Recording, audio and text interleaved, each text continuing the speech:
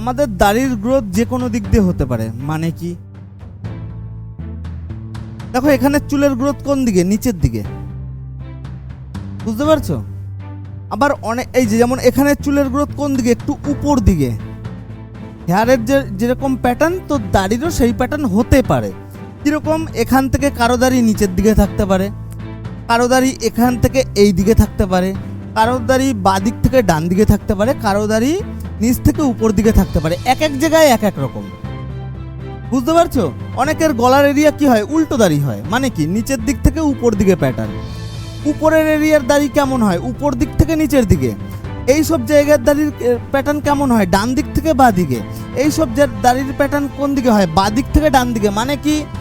চারিদিক থেকে প্যাটার্ন আমাদের হতে পারে, মানে যে কোনোভাবে যে কোনো দিক দিয়ে আমাদের দাড়ির গ্রোথ বেরোতে পারে, যে কোনো দিক দিয়ে।